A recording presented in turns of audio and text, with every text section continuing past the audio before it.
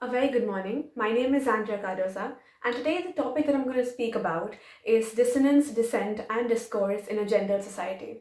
Before I start, I just wanted to say thank you for giving me this safe space to talk about something as important as this.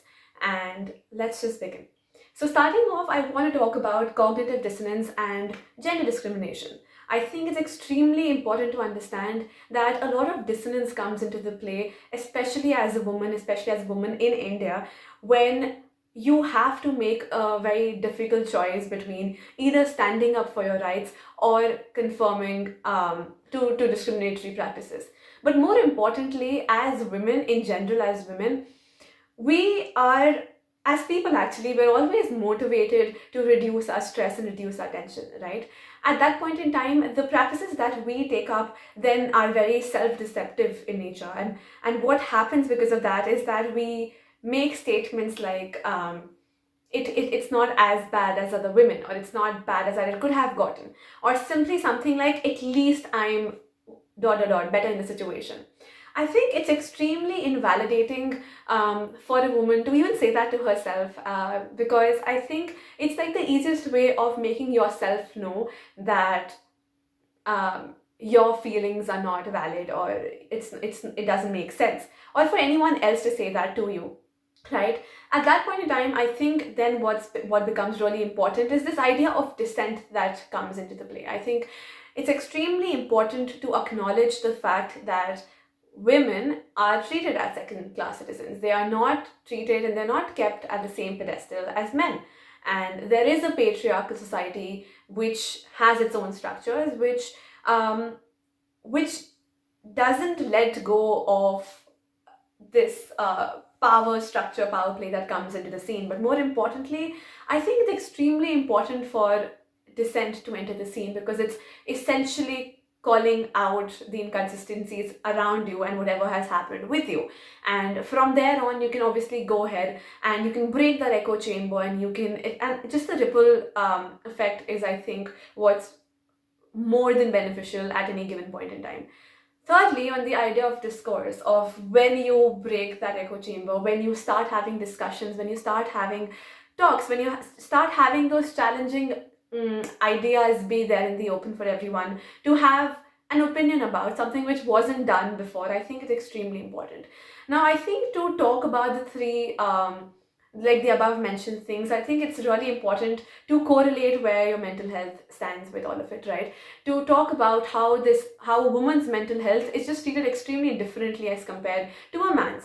And I will not say which one is more important, because I think that isn't a fair thing to say. However, I do think that the both of them, or like how both of these mental health issues have been treated for like different genders, it's extremely unique. It is statistically proven that depression and anxiety is more in women as compared to men. And it is understandable, right? I think, along with the fact that women are just made differently, and we should celebrate those differences, there have been a lot, and there are a lot of socio-cultural external factors that make it a little worse for women, especially in a society like ours, right?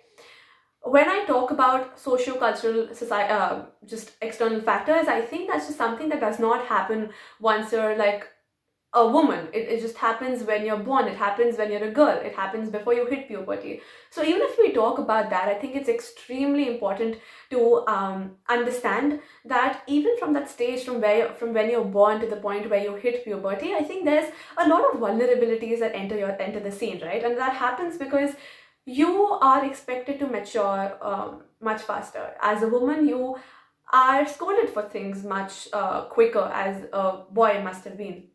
And I think in general, the society is a little bit more, is a little bit less forgiving when it comes to women.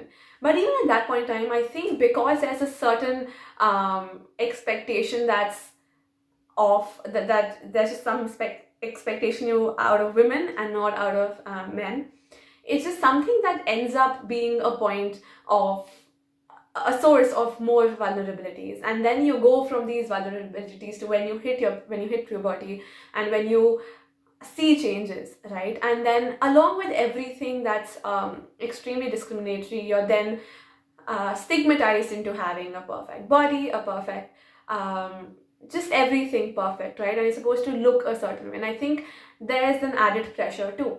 And even though it might be a little, I might be digressing a little bit, but you can see the discrimination take place. Then you can see the differences in the way people are treated. Then, like if it's a, just for example, if it's a woman and how a woman should look at her body and how a woman should look as compared to men. And even though it's extremely toxic for both genders in the way things have been stigmatized, I think mental health is something that just, your mental health issues is kind of get added more onto that. Also, when talking about mental health, I think it's extremely important to also talk about how some illnesses are just there for women, right? For how there is the postpartum depression which a man can't have.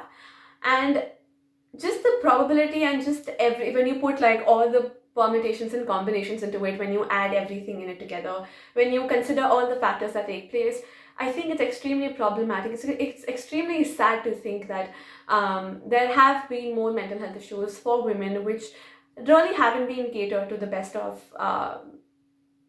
anyone's abilities, right? A very good example of how unforgiving a society can be also to women is something like how Serena Williams' anger can be counted as a meltdown, but for Roger Federer, that anger is just another expression. You know what I mean? And there have been countless examples. Even the way how we think that women mature faster than men, and that men they just take their own time to like grow into it. I think it's extremely important to also think about it in this way. And honestly, this is my personal opinion, but I do think that because women are scolded at a much younger age for things that are inexcusable for men, they're just forced to quote unquote mature faster and not make those mistakes, because again, boys will be boys, and quote unquote, and just all these statements that we see blatantly being thrown around. I think something that's given me a lot of insight is getting into an all-girls college. There have been a lot of stereotypes attached to how girls are supposed to be with each other, of how just girls cannot be friends or things along those lines, and just a lot of insight I think I've gotten the moment I've come into an all-girls college. And actually I'm graduating now, but I think it's something that's so refreshing to see, because all your life you're in a you're with men, and then you've seen a certain type of world, and you end up normalizing a lot of things, which I think is again extremely harmful. But here, personally for me, here in this college, I think it just helps your case a little bit, because you can get an insight into how a world could look like, and you don't always have to feel threatened, and you don't always have to feel unsafe. At that point in time, I think there can be so many things that I can point out and speak about, and which is extremely close to my heart, and I think I feel extremely strong about. But I think it is going to be a disservice if I don't talk about what can be done, right? So I honestly think that just assurance and just raising your daughters like your sons, and not like your sons, but obviously you have to celebrate the differences, and I think that's extremely important. But I think similarity in terms of respect, resources, love, care, I think it's one of the major contributing factors, right? Especially if you're young, because then what happens is that you constantly feel like a stranger in your own life, who's kind of uprooted from a place. And say if you have to get married, especially in India, it's not uncommon to not go to your in-laws' place. So you're constantly a stranger in your own world, you're constantly confused. And I think at that point in time, just the smallest of support and just hearing girls out and talking to them about mental health becomes that much more important. And I think, not to ramble on about this, but I think the world will be a much, much better place. And I honestly have hopes, right? Because I see such strong women around me, and I've been surrounded by extremely strong women who have fought all odds. And I honestly think that there's so much potential in the way that in just the way how women are, and it's just a matter of giving that space, giving that voice. I think it's extremely important to understand and make and just appreciate the difference between appropriating someone's struggles. And this struggle could be of anyone. It could be any minority. It could be any caste, gender, race, etc. Appropriating that as compared to acknowledging that and giving them that space. And I think that is something that's going to make just a world full of difference. And I honestly have hope, right?